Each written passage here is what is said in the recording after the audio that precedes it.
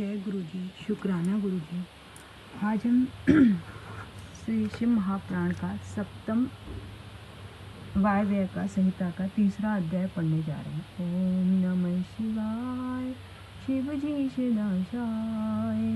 ओम नमः शिवाय, गुरु जी सदाशाय। ओम नमः शिवाय, शिव जी सदाशाय।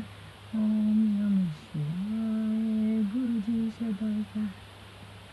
नौमिश उपाख्यान। ब्रह्मा जी बोले, जिससे मन वाणी की गति नहीं हो और जिसे पाकर विद्वान भयभीत न होता हो, तथा जो ब्रह्मा विष्णु रुद्र इंद्र आदि के कर्ता, आदि कारणों के ज्ञाता और नारायण हो, जो संपूर्ण ऐश्वर्य सर्वत्र और सर्वेश्वर हो, जो मुमुक्ष जनों के ध्यान योग्य मंदिर में स्थित हों, जिनका मैं पहला पुत्र हूँ, जिन्हें मुझे ज्ञान दिया और मैंने प्रजापति पद को पाया, वही एक ईश्वर चारों ओर विस्तृत है। उसी महात्मा पुरुष से यह सारा ब्रह्मांड पूर्ण है, जो एक निष्क्रिय है और सक्रिय भी है, जो एक बीज बहुधा महेश्वर है, जीवों से सब लोगों को पूर्ण को कर ईश्वर का शासक है। वही भगवान रुद्र है, अन्य कोई नहीं है, जो सर्वत्र समान स्थित है, तथा जो एक ही परम अव्यक्त है, वह एक महेश्वर देव है।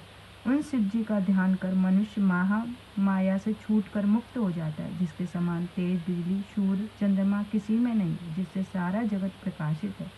सनातनी श्रुति है, वह एक ही देवता महादेव जी हैं। उन्हीं से परम तत्व की प्राप्ति होती है, जिसका आदि अनंत नहीं, जो स्वतंत्र चराचर को अधीन किए है, लक्ष्मीवान, प्रकृति से परे और लक्षण वर्जित है, जो सब में विराजमान, काल प्रेरक, सर्वोच्च और सारे जगत के स्वामी हैं, जो सब में बड़े और उनसे बड़ा कोई नहीं, जो अनंत जगत का पिंडीकरण करने में पंडित, और जो उदारता, वीर, गंभीरता और मधुरता के समुद्र हैं, जिनके सदृश कोई वस्तु नहीं है।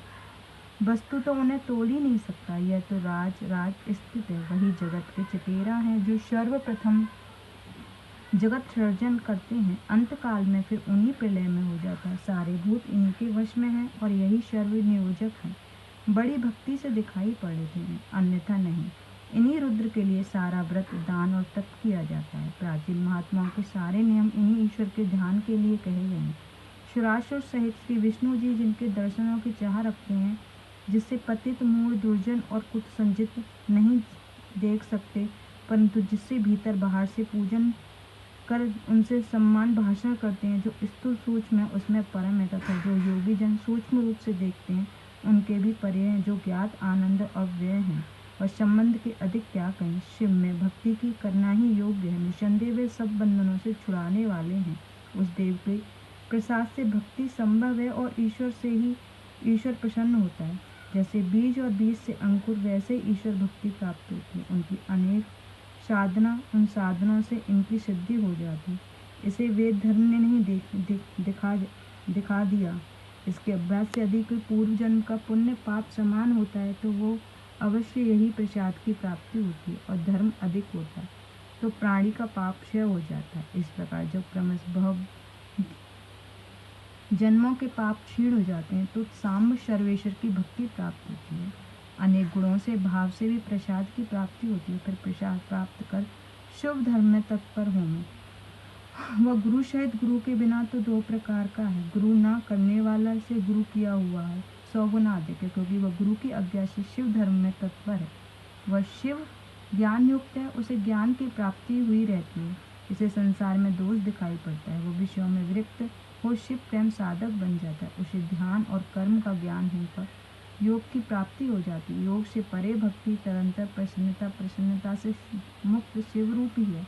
यह मैंने अनुग्रह का प्रकार कहा। पुरुष की जैसी योग्यता होती है, वह वैसा ही प्रसाद प्राप्त होता है। कोई गर्भ में स्थित हो, कोई जन्म लेकर, कोई बालक, कोई तरुण और कोई वृद्ध होकर मुक्त हो, कोई तिर्यक योनि में जाकर, कोई नरक में, कोई पाप पुण्य के क्षीण होने पर उस पद को प्राप्त से मुक्त होता है, और कोई क्षीण पद को ही पृथ्वी पर आकर मुक्त होता है। कोई स्वर्ग में जाकर फिर मुक्त हो जाते हैं। अनेक प्रकार से मनुष्य की मुक्ति होती है। ज्ञान और भाव के अनुरूप शिव जी के प्रसाद से अत्यंत आनंद होता है। अतः सर्वतोभावेन शिव निष्ठा से ही मंगल और कल्याण की प्राप्ति होती है। मुनियों के इसलिए आप सब दिव्य 1000 वर्ष के दीर्घ यज्ञ का अनुष्ठान कर परम पवित्र पुण्यदायक वाराणसीपुरी में जाइए, वहाँ देवी सहित पिनाकधारी विश्वेश भक्तों पर अनुग्रह के लिए विहरते रहते हैं।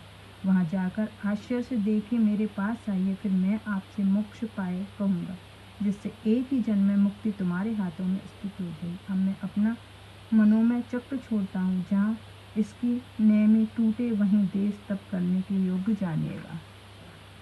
ऐसा कह महादेव जी को प्रणाम कर ब्रह्मा जी ने अपना वह चक्र छोड़ा। तब वहाँ जो विप्र उपस्थित थे वो ब्रह्मा जी को प्रणाम कर उस चक्र के पीछे चले गए। वह नैमिष नारायण में आ टूटा।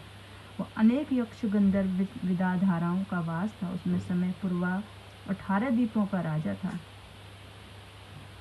विलासी वो उर्वशी के पास गया। उसने अज्ञानवश धर्म का अतिक्रमण किया। उन मुनियों की यज्ञशाला छीनी।